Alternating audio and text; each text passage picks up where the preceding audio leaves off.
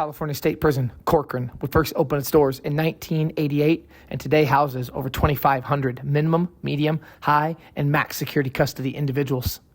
On September 3rd, 2024, at approximately 4:10 p.m., inmate Bobby Dominguez, while taking a shower, would allegedly reach through the bars of that shower door and attack a correctional officer, slitting that correctional officer's throat ear to ear. Staff would immediately respond to assist the officer from that shower area, and medical personnel were summoned, as well as 911 being called. The officer would be transported to an outside facility at 4:43 p.m., where life-saving measures were put into place. Ultimately, that officer's life was able to be saved, and Bobby Dominguez was placed into segregated housing custody. CBS 47 Eyewitness News. In the South Valley, an attack on a correctional officer at Corcoran State Prison is under investigation. Prison officials say that 30-year-old Bobby Dominguez reached through the bars of a shower door and attacked the officer. A prison-made weapon was found at the scene. The officer was treated for his injuries and released. Prison officials say that Dominguez was transferred from Monterey County, where he was sentenced for attacking a peace officer. What's going on, you guys? Welcome back. Another episode of Green Lit Gang TV. Much love, much appreciation. Thank you guys so much for checking out the channel today. It means a lot that you are here. Really quick, before we do it, you already know what we got to do. We got to do the intros. If you're new to the channel, welcome. Thank you for taking the time to watch the video. I do hope you enjoy it. And if you do like it, go back, check out some other videos, check out some other content, and let me know what you think. And if you're already a regular viewer, subscriber, member to this channel that is supported, then guys, you already know I attribute the growth of this channel, especially so far in 2025, to each and every one of you. Thank you for all the continued support. And lastly, if you like what you see, if you like what you hear, hit the comment button, engage in the conversation, hit the like button, and smash that subscribe button. Let's roll. All right, guys, what's going on? So, wanted to get you guys a video up today. I always try to bring you as much content as I can. Today's video is going to be a little bit shorter. Just to keep it 100 with you, I wasn't able to find a ton of information on the alleged attacker in this case. His name was Bobby Dominguez. But we're going to be reading from the CDCR's website, their page talking about the actual attack. I got a little more information on actually kind of what happened during the attack. And yeah, anyway, just wanted to get you guys a video today and hope you guys enjoy it. And this is from the CDCR's main page 1 day after the assault on this corrections officer. So it's September 4th, 2024. California Department of Corrections and Rehabilitation officials are investigating an attack on a peace officer at California State Prison, Corcoran, as an attempted homicide. On September 3rd, 2024, at approximately 4:10 p.m., incarcerated person Bobby Dominguez allegedly reached through the bars of a shower door and attacked a correctional officer. Staff immediately responded to assist the officer from the area. Medical personnel were summoned and 911 was activated. The officer would be transported at 4:43 p.m. to an outside medical facility where he was treated and was released that evening. So 33 minutes after the attack, he gets transported to an outside medical facility.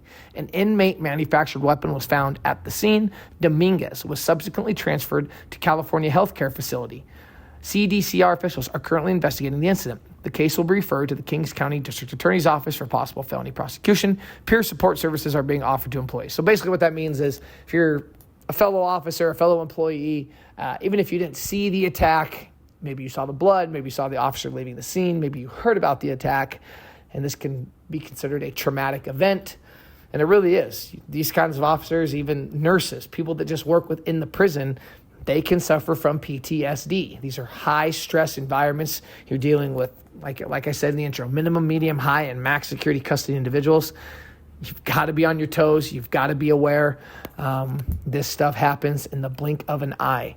Bobby Dominguez was most recently received from Monterey County on June 20th, 2023. Sentenced to 6 years for assault with a deadly weapon on a peace officer as a second striker. Dominguez was initially received from Los Angeles County on April 11th, 2014. Sentenced to 4 years for inflicting corporal injury on a cohabitant. Basically somebody he's living with. While incarcerated, he was sentenced on June 23rd, 2016. Now pay attention to these charges because you could, after you read this, you could say, okay, yeah, you could definitely see these coming. So he was sentenced again on June 23rd, 2016 to 5 years for an in-prison offense. So he's in prison while this happens, of assault with a deadly weapon or force likely to cause great bodily injury by an incarcerated person. In addition, he was given more time when on June 21st, 2017, he got another 1 year for an in-prison offense, a battery on a non-prisoner. Okay, so this is a good example, right, where this story might get glossed over because nobody lost their life. Now, there's a channel I want you guys to go check out. You may have already heard of him. His name's Hector Bravo. He's kind of been blowing up as of late. He's got an amazing YouTube channel. He's an ex-correctional officer, used to be a lieutenant, was also a former Marine. He's the one that gives a really good breakdown on this. He did a video on this almost a year ago. I actually watched his video. That's how I was able to find out the information on, Bobby Dominguez cut this correctional officer ear to ear, okay? And it was no joke. It was a brutal attack. And you don't really get that with the CDCR article, right? When you read this, it just goes, okay, he got attacked. He ended up going to a hospital and he survived, right? And they kind of gloss over it. Well, no, it was a vicious attack. And he talks about in the video how fast these things can happen. He's in a shower. You're a guard. You're walking through the area. You're making sure, okay, you probably got a certain amount of time that each inmate is going to be allowed to shower. And you turn your back for a half a second, and all of a sudden, here comes Bobby Dominguez reaching through, and he's cutting you. And these guys know exactly what they're doing. So they make these weapons a certain way. They're easy to hide, they're easy to use, and they're easy to get rid of. And they know exactly where to cut you. They know exactly where to attack you to inflict the most amount of pain the quickest way possible. And on top of that, you read about Bobby Dominguez's priors, right? His prior violent history. And it says that in the articles you read about him. I couldn't find any specific articles related to the charges that he went to prison for that give more of a background on him as an individual or might give an earlier mugshot. I always like when I can find those because it just kind of lays out that individual's history leading up to, a lot of times we'll cover on this channel an in-prison murder, right? And we'll get the attackers. You'll see, okay, this is who they think killed so-and-so.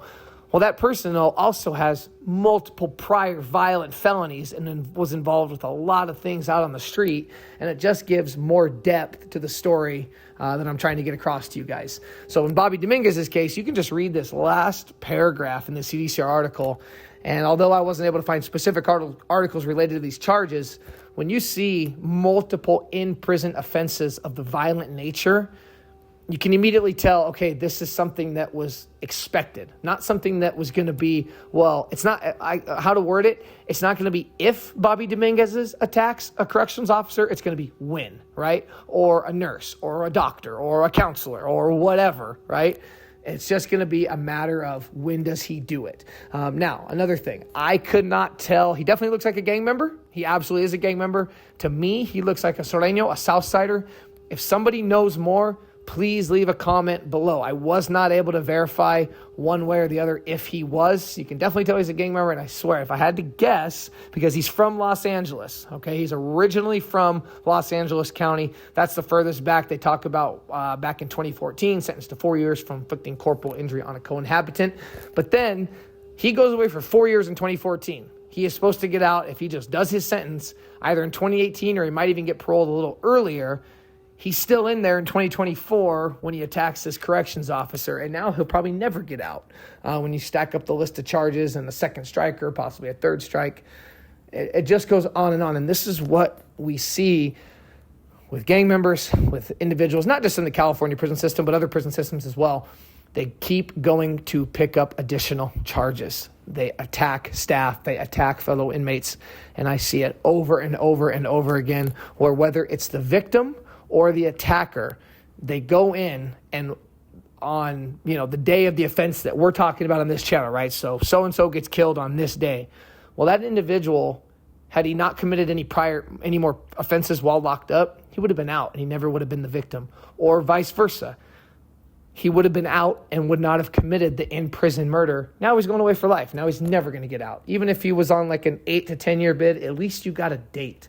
And they go in there, they're in there for a few years, and they pick up a murder. Now it's life without parole, or life with parole, but you got to do 25 more years before they even consider you.